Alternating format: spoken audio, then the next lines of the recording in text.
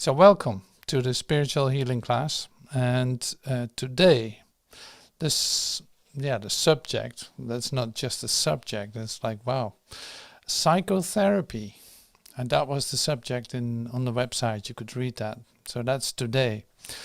And the psychotherapy is one of the volumes of the Urtext of Course in Miracles, and it's the 5th volume.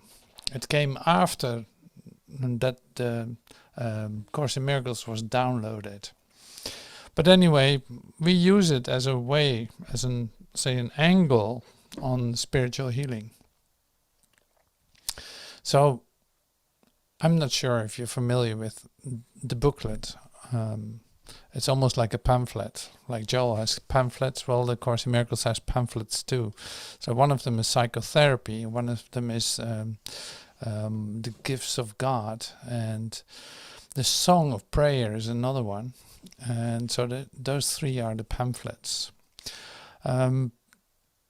So psychotherapy, that's kind of different volume, because it is so focused on a word that has so much references in, say, the human world. And actually, psychotherapy is used in a bit of a different way than you're accustomed to, like almost everything in the Course in Miracles, or in any spiritual scripture that you use to say, undergo a process of transformation. In order to hear this right, we relax first. We almost come to a meditation. And we take some quiet time. We let ideas go. Like, okay, try to be fully present here. And let your ideas go about what happened a moment ago, or when you entered into this class. Like, leave that on the doorstep. You don't need it. And it can wait for a moment. So let the world wait outside on the doormat. You don't need to let that in right now. So this is your safe space in that sense. It's really a place where you can become still and where you can relax into your peace. And this is, of course, I always do this very quickly, like maybe 3, 4, 5 minutes or something like that. I know that takes more to really deeply become quiet, maybe. But you get used to this too, because if I get your attention in this, that's basically all that matters right now. So it's like the rest will come. So your mind is set on, okay, don't follow your thoughts. Everything is allowed to come up, and I need your attention here. Otherwise, like, there's no use for sitting in this class. And sitting in this class I'm part of that too. I sit in this class too. So the one teacher is teaching, and it's great to be as open as possible to receive what is given, and to receive what is going on, so to speak, to receive what is actually given to us in this moment. So this is also part of the psychotherapy as it is defined in this book. And so we go in this moment of class, so to speak, we go through some parts of the psychotherapy booklet or volume. And it's a great read to read it. You can listen to it on the website too, on UrtextAcim. You can listen to the whole chapter being read to you, or the whole booklet, which takes probably around 45 minutes or so. And all right, so we get visitors, still get visitors. And so everyone's welcome. I'm really happy that you're here. It's really great to do this together. And so the doors are open, as I always say. I will not reject anyone. Even if you come in here for a moment or for just 5 minutes, it will already be all right with me. because I'm not determining anything in that sense in what it is that you need specifically in this moment. So psychotherapy, like I said, it is a bit of a different volume in the Urtext of A Course in Miracles. It's almost like a summary too, but very much like very much pointing to in the direction of psychotherapy. And so one of the recognitions, so maybe start with that. One of the recognitions that is being shared here is this: is that all healing is of the mind. All healing is of the mind. So that's based on the premise that, in fact, mind, say, literally is in the lead here. The mind's all powerful. Even an expression of what you could call a body is an idea in the mind. So this is how this is being used here in psychotherapy. So all healing is healing of the mind. So you got a long way with this. I know that. So it's like, yes, I did A Course in Miracles, or yes, I did hear Joel Goldsmith talk about this. Like the mind, it's all in the mind. It's like you perceive things, you perceive illusions, you perceive, say, mesmerism. It is meaningless. You give it meaning, that's why you see it. You give it meaning, and that's why it's still there, and that's why it's valuable to you, but it actually doesn't have any meaning. So beyond all of that, beyond what you see, is what is real about you, and what the love of God is. It's beyond what you can see with your eyes and ears. Because our eyes and ears were not made to see and to hear with. So it's a totally different view that we come into right now. So all healing is of the mind. So mind is then inclusive of spirit, soul, Trinity, Christ, all that. If your body would be real, you would be a carnal person. You would be a physical person. You would be someone with a form. And if you recognize that you're spirit, like we do in spiritual healing, you're spirit. I'm spirit.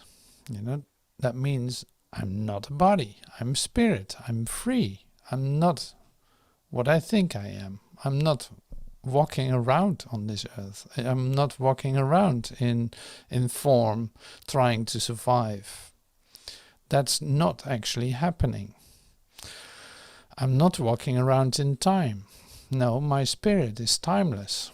There is no way of, say, putting a geotag or a time tag on it. It's impossible. So spirit is free. And that is what you are. That's the way that you were created. That's why we do spiritual healing. It's not physical healing. That's not its purpose. No, spiritual healing is in fact looking back at, coming to the, say, revelation that you are spirit and that you are inspired, inspirited. So, and that's what Jesus said too, of course. And this is what Jesus is saying. This part of psychotherapy is also coming from Jesus. And so, like I said, the fundamental idea is healing is of the mind. And you see this in the healings of Jesus too. He's always referring to, so what are you doing? What are you thinking? Don't you want to be healed? Or don't you, why don't you pick up your mat and go?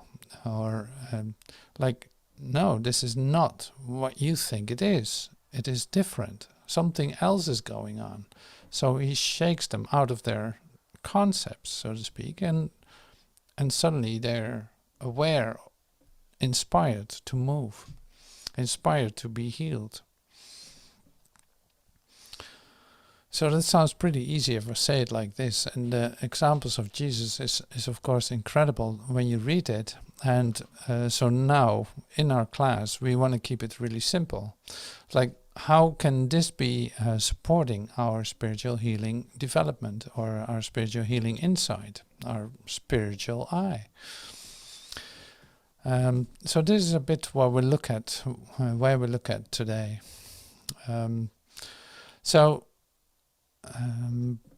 What is in this book too is really based on the relationship patient-therapist.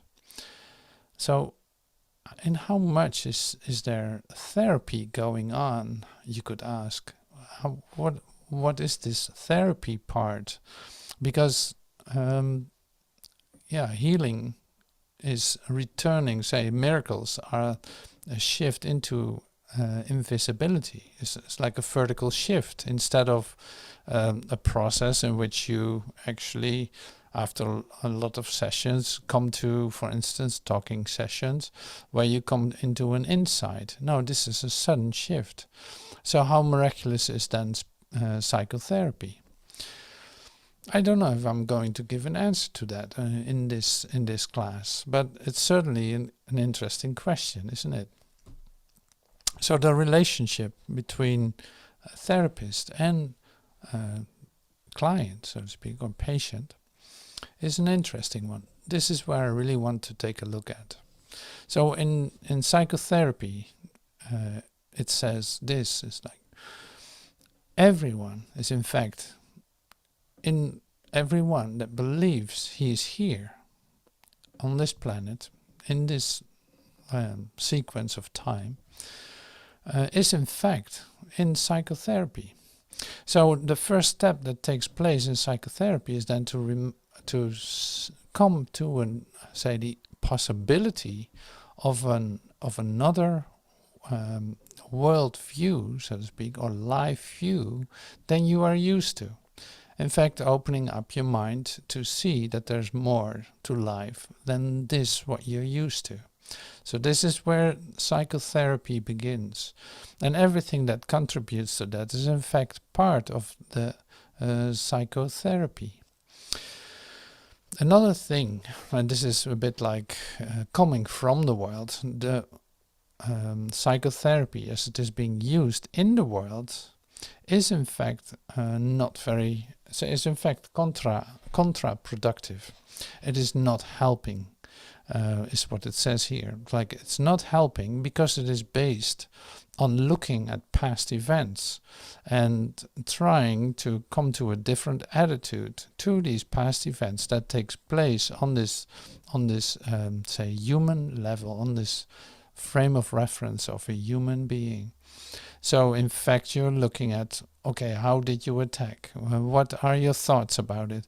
And how do you deal with that? How will you deal with that the next time that it happens?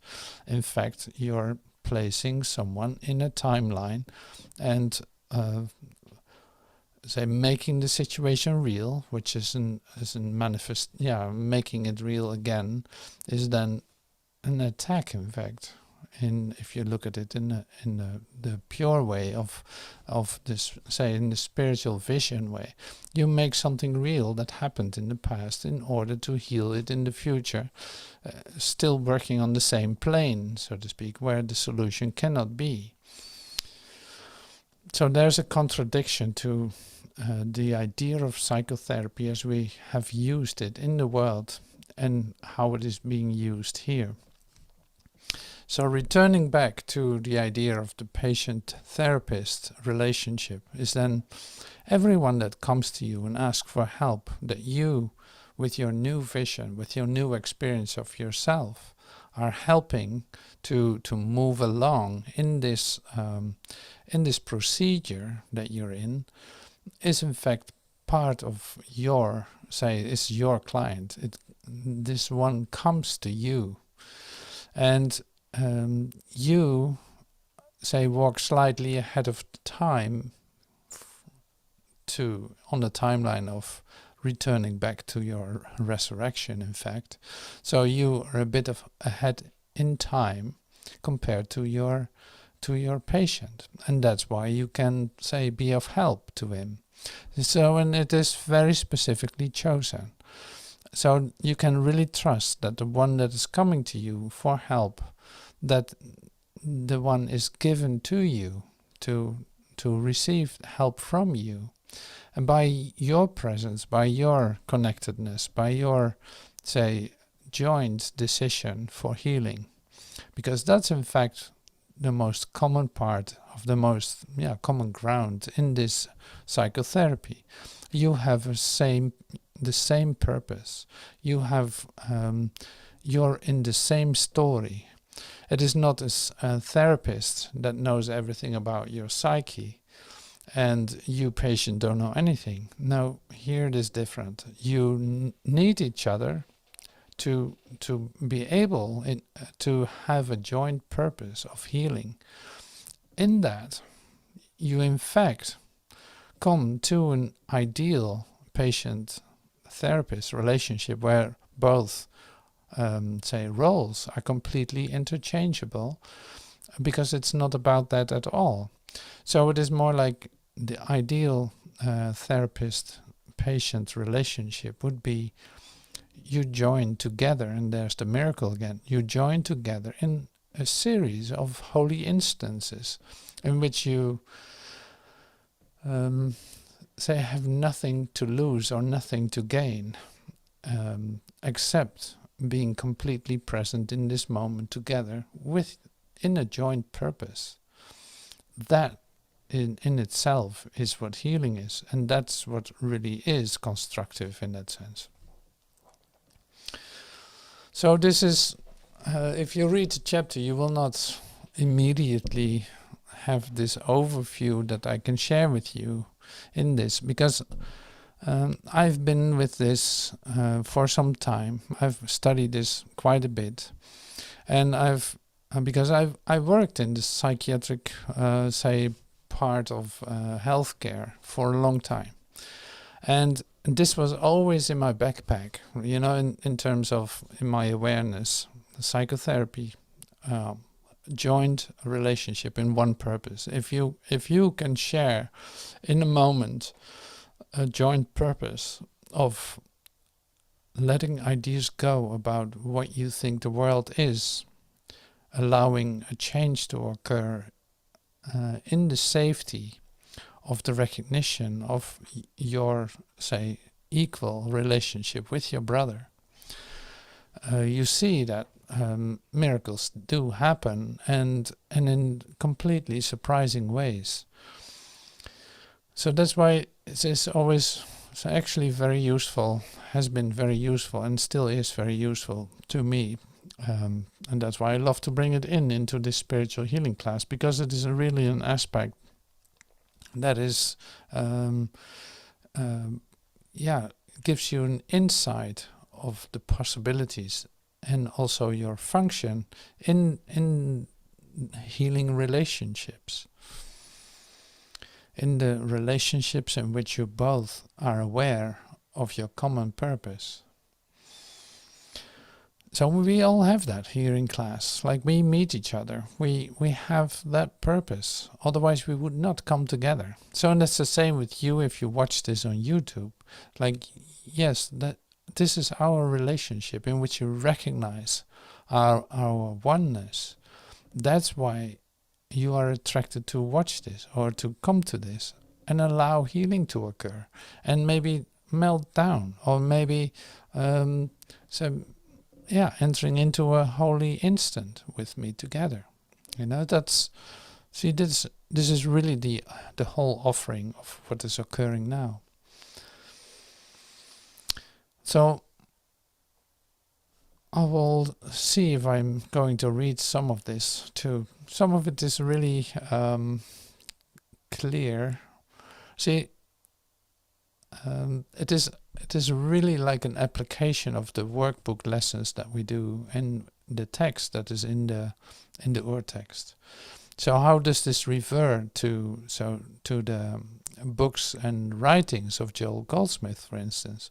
He is not talking about psychotherapy, but he definitely is taking a look at what you are thinking And say if you translate it into practitionership, he definitely made so many talks and has books about this and how to deal with your say patient or your client.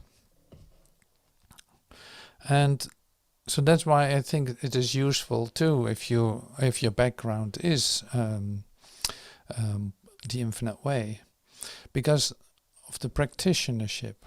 So in the practitionership, it is too simple to say like, okay, well, we don't use any words and that's it.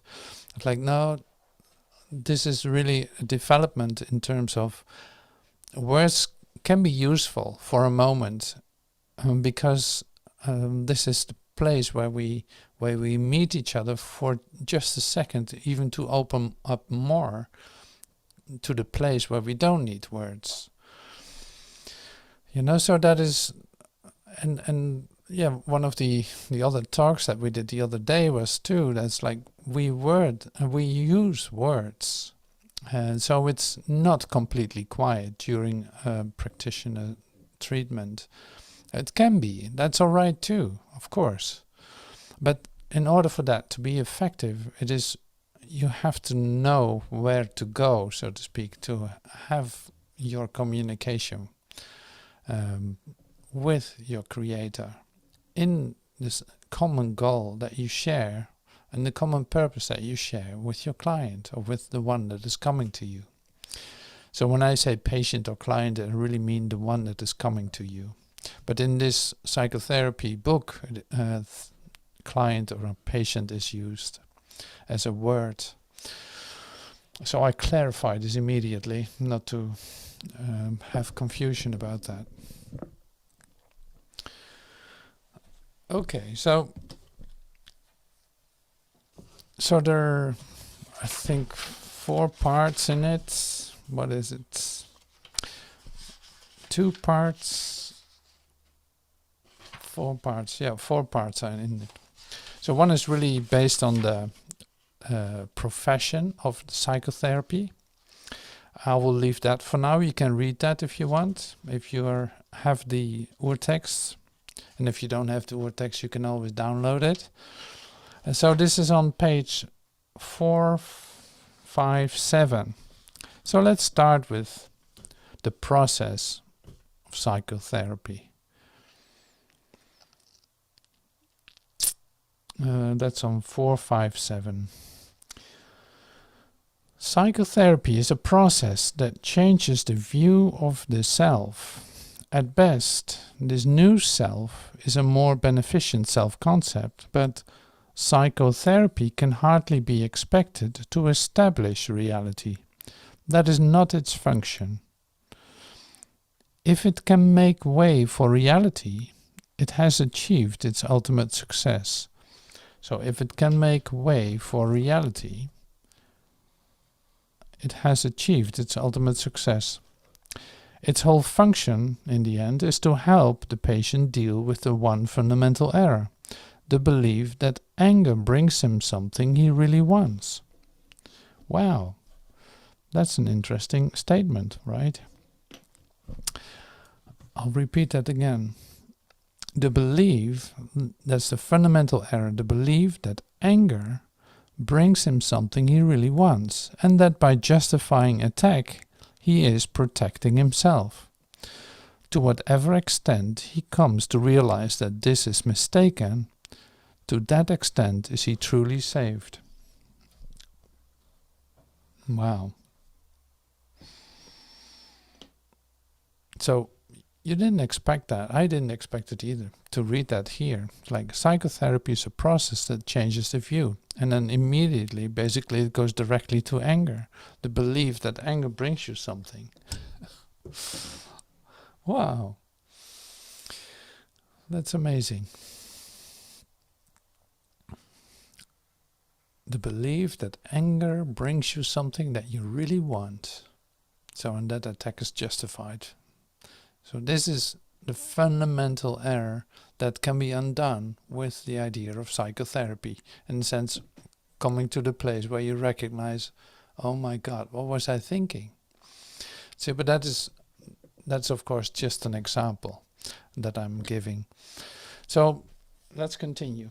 So I go up 2 paragraphs, and that's P2. This is in the second part, P2A4. Psychotherapy then must restore to his awareness the ability to make his own choice. He must become willing to reverse his thinking and to understand that what he thought projected its effects on him were made by his projections on the world. The world he sees does therefore not exist.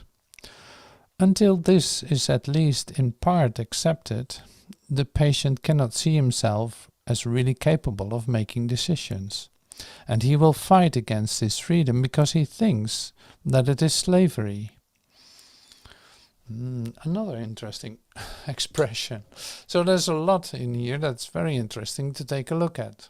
So this is then, so what we just read was this: restoring the awareness,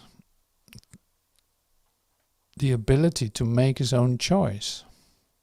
But in order to do that, you have to recognize that you projected everything outside yourself. So this I repeated often and very often in classes. It's like, as long as you believe that there's a world out there that is attacking you, you will defend yourself and you attack yourself. And this is like the fundamental trap you're trapping into as a human being, as an awakening spiritual consciousness, so to speak. In your awakening, this happens too. You discover, oh my God, I'm actually defending myself. And so that means that I must value something that I see and that I want to protect. I defend myself. So I will not be able then to experience something else, like to come into my Christ vision or Christ experience of myself. See, then psychotherapy is all, you can say it's like the talks that we have when we look at our process, or the talks that we have in order for us to come to an acceptance, or at least an considering of new ideas, and it's also part of the, say, the workbook lessons that we do, or the books that we read in when you, say, use Joel's book for your awakening. So you consider certain ideas. That's in fact already psychotherapy. You consider ideas that are related to truth. They're not asked directly to be accepted, but you start to, say, come into the sphere in which you can, you consider it as like, oh wow, that's actually a really beautiful idea. You can see the value of it partially, but even without accepting it. So now when you come to the direct acceptance of it, it becomes your own experience of what it says. You actually experience what it says.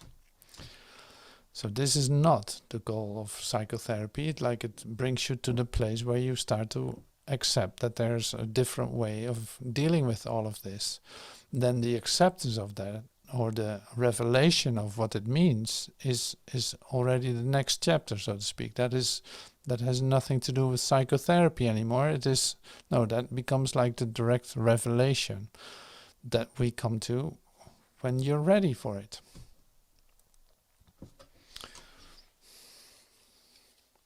So the process of psychotherapy, we read that first. So anger and attack, that was an important part.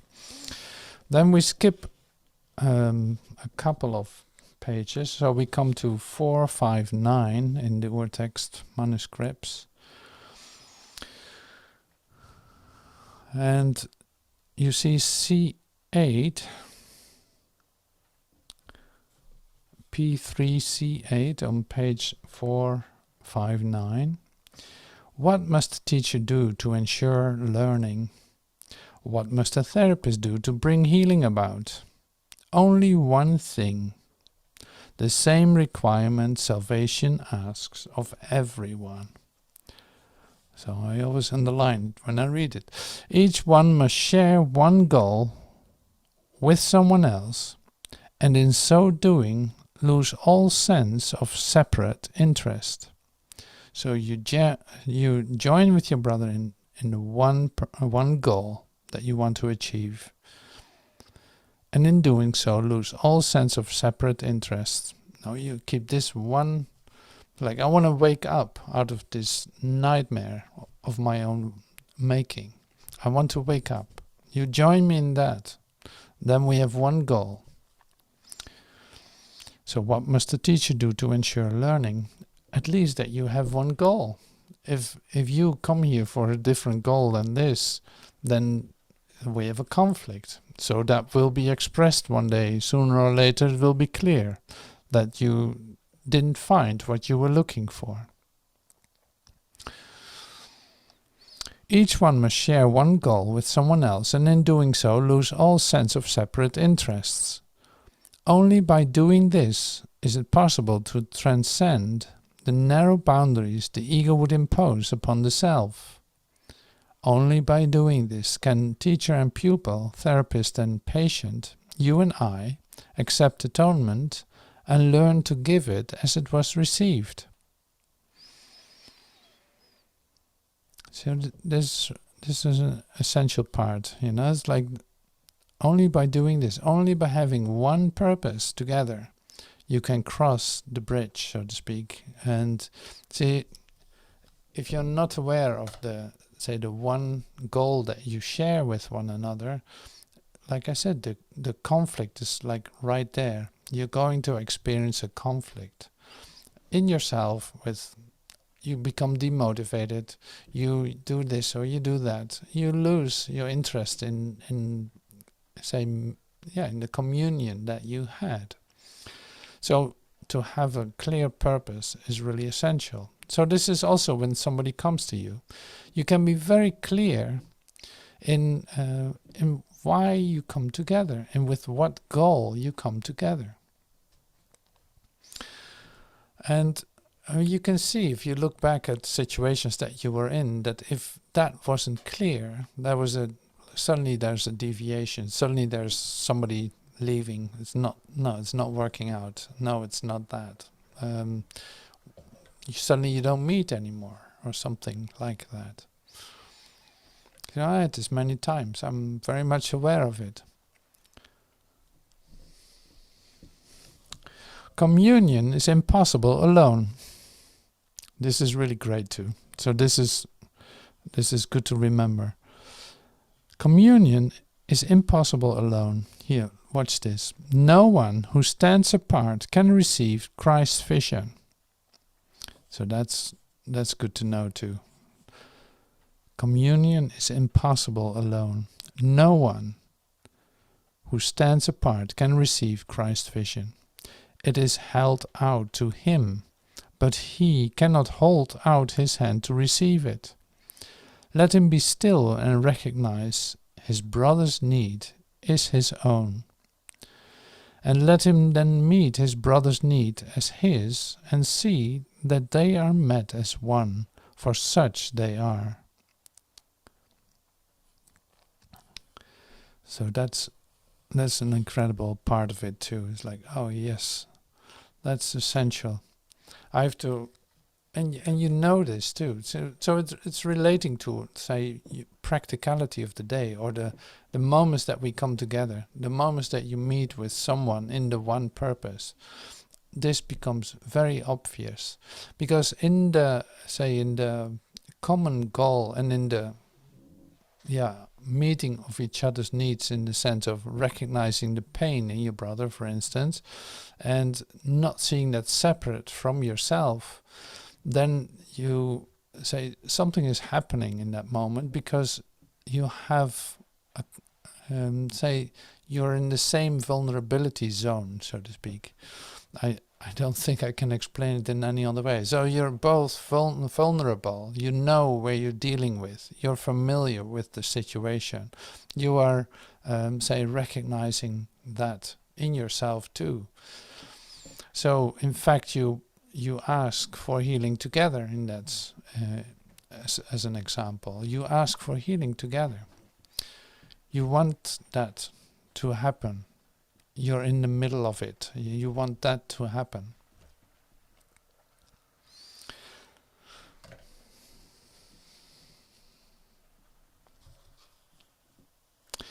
Let him then meet his brother's need as his, and see that they are met as one, for such they are. So that's great. So then I skip to the third part, and on D4, this is about the ideal therapist-client relationship. The ideal therapist is one with Christ. But healing is a process, not a fact.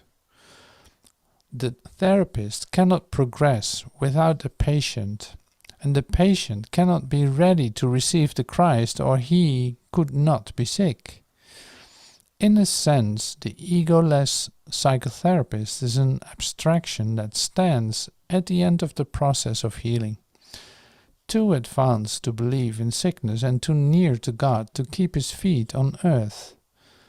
Now he can help through those in need of help, for thus he carries out the plan established for salvation. The psychotherapist becomes his patient, working through other patients to express his thoughts as he receives them from the mind of Christ. So you have any idea what I'm saying here? This is so great. The egoless psychotherapist is an abstraction that stands at the end of the process of healing, too advanced to believe in sickness and too near to God to help to keep his feet on earth, on the ground, on earth. Now he can help through those in need of help, for thus he carries out the plan established for salvation. The psychotherapist becomes his patient, working through other patients to express his thoughts as he receives them from the mind of Christ. Isn't that lovely? So this is about the ideal therapist. So it's like he doesn't even need to use words, because he is in alignment. It's like he is in his Christ awareness. And the therapist himself becomes his client. Isn't that interesting? It's like the therapist itself becomes the client. Yeah, that's interesting. So you can imagine this.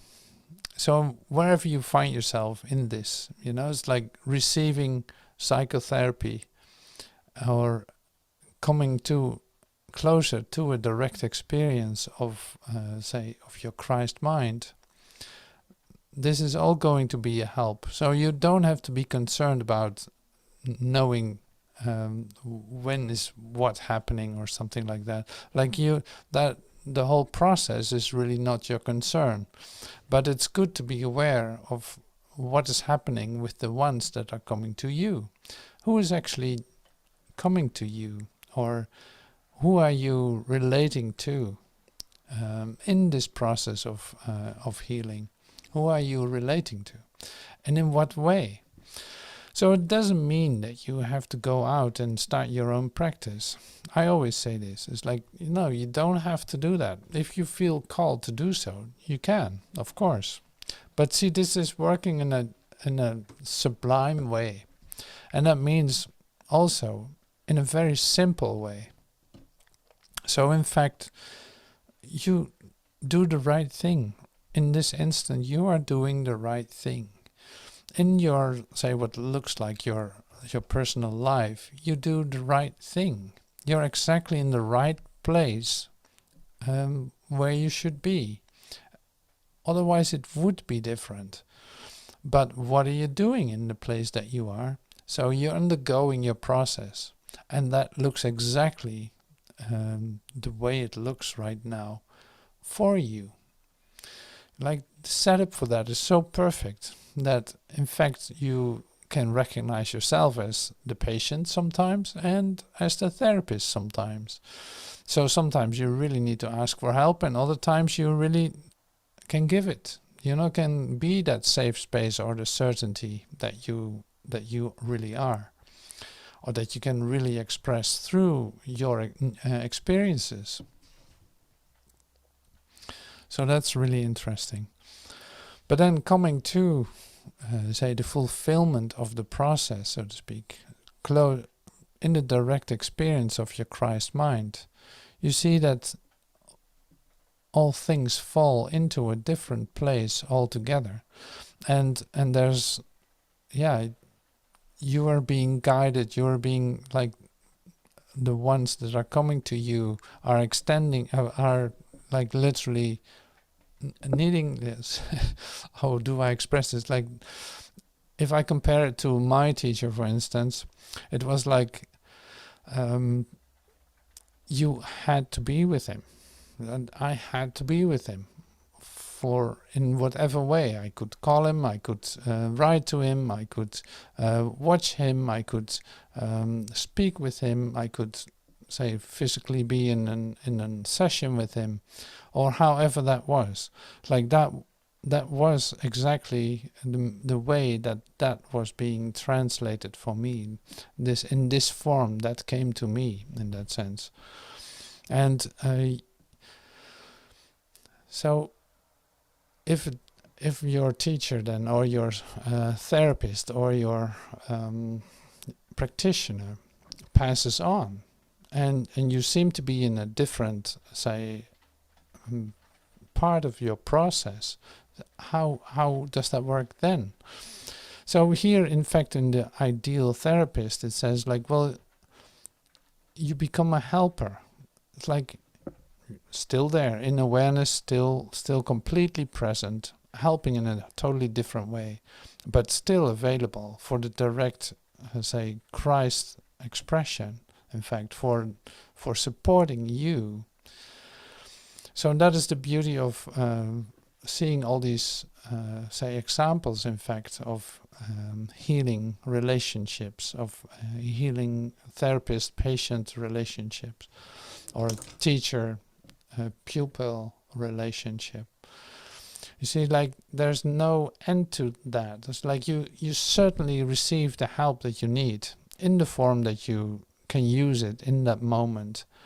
And by you sharing your one goal with your teacher, therapist, patient, pupil, whatever, when you share in that one purpose, one goal, you can be sure that all the help is there and is being expressed in exactly the right way. So that's really beautiful. Whether that is directly, directly face to face, or whether that is from out of time, literally being guided or helped, you could say, by angels or by teachers, say ascended masters, or however you want to call that. But the help is in fact the same. It really does not matter. So that's another step. So, and that has to do then with your acceptance for, it's like, where do you find yourself in your awareness? How far along the way are you? Are you able to receive that from out of time directly to you? Or do you need to have a face-to-face interaction? That really changes. It really changes quickly too in your transformational process. When I look at it myself, it's like, it's unbelievable. Yeah. So that changes. And okay, are you still watching a video every day, or are you still reading the books of this teacher, or are you doing this or that? It's like, well, no, that changed completely. No, I completely trust the process that's going on in this transformational process that I'm undergoing. So, see, that's so individual, and I love to see the expressions of it in the ones that I meet, and finding the place where they actually are receiving it, and together with me in a joint purpose.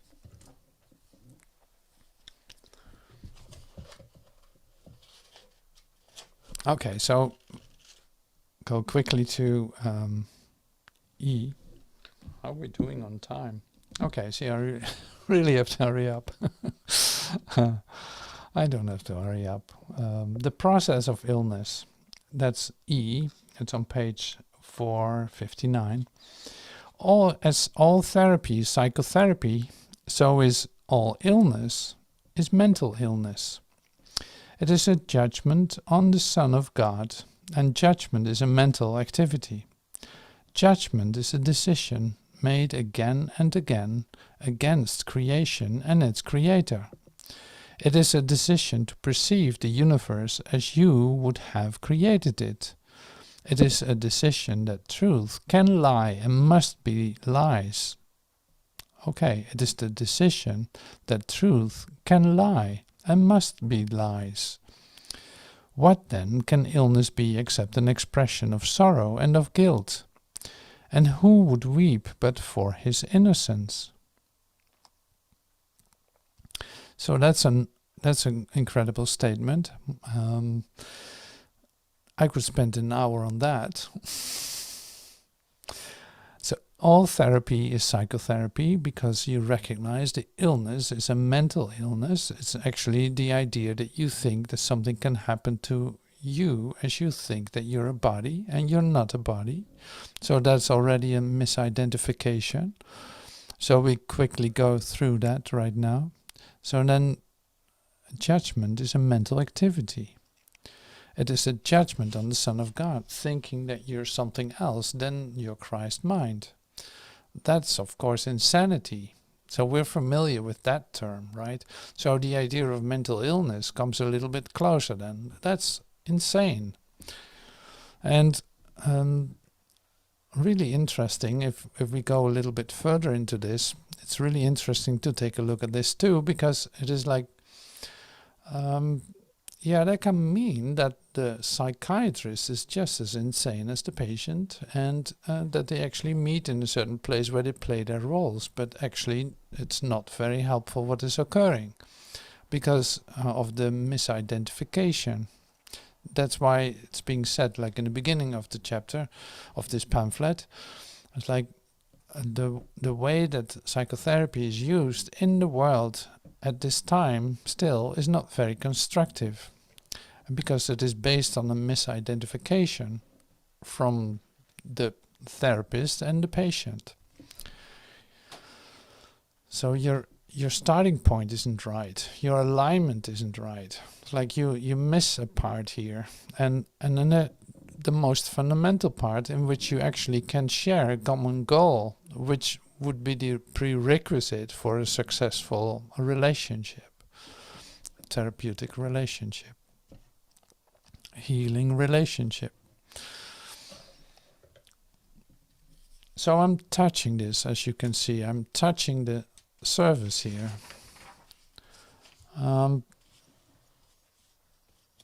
So one more thing and then I'll stop. So this is on page 461. It's the definition of healing. So I'm reading the first paragraph. There are many more. The process of psychotherapy then can be defined simply as forgiveness, for no healing can be anything else.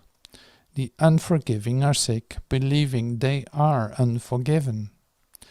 The hanging on to guilt, its hugging close and sheltering, its loving protection and alert defense, all this is but the grim refusal to forgive. God may not enter here, the sick repeat over and over, while they mourn their loss and yet rejoice in it.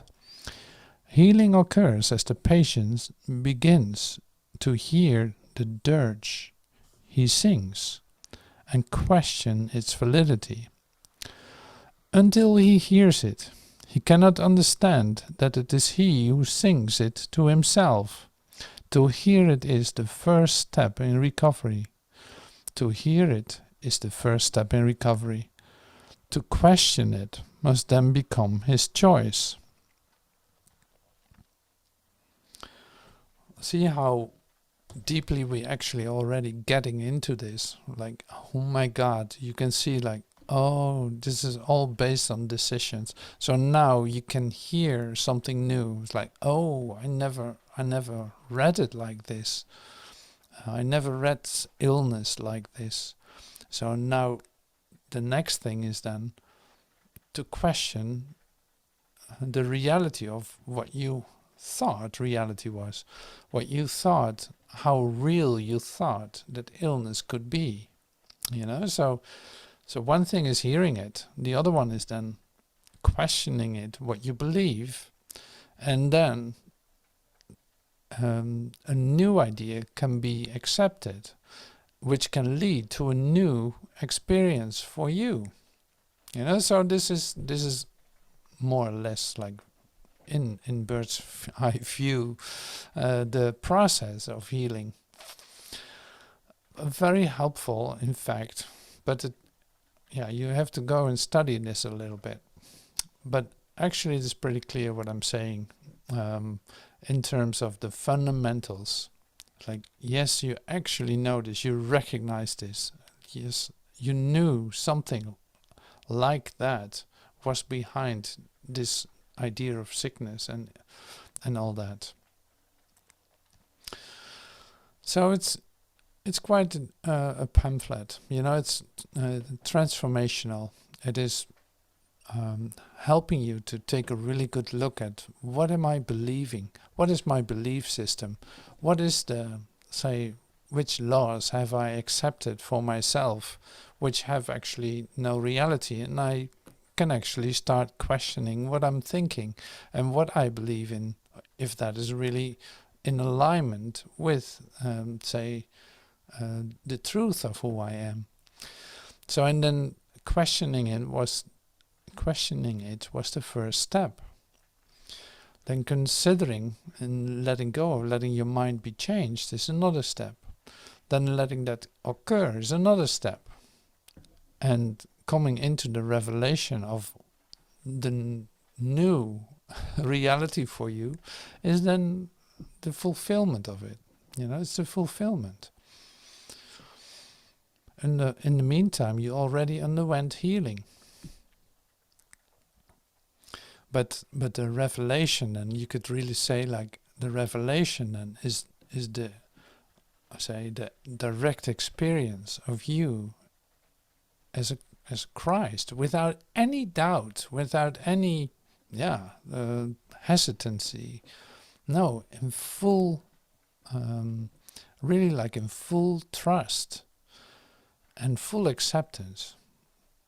It's like doubt is gone in a revelation. Doubt is completely gone. You're like, yes, I know this to be true. And I cannot really talk about it because the direct experience of it is different. But it comes actually to that point where you become the certainty. And that can change again. It's like revelation is not necessarily continuously with you. So no, you have moments in which you experience this as your total certainty. But they become like really like beacons in your consciousness. So it's worth changing your mind. It's worth being confronted with everything that you take for granted that has no reality and that is just hurting yourself. And then also being helped with the next step in this therapeutic moment, this transformational coaching, you could say, or however. I use the word transformational coaching because, that was a term that came to me to use. And then you can also say practitionership. So you come into the practice of actively wanting to change your mind, wanting to have changes occur in the way that you look at things. And so we continue.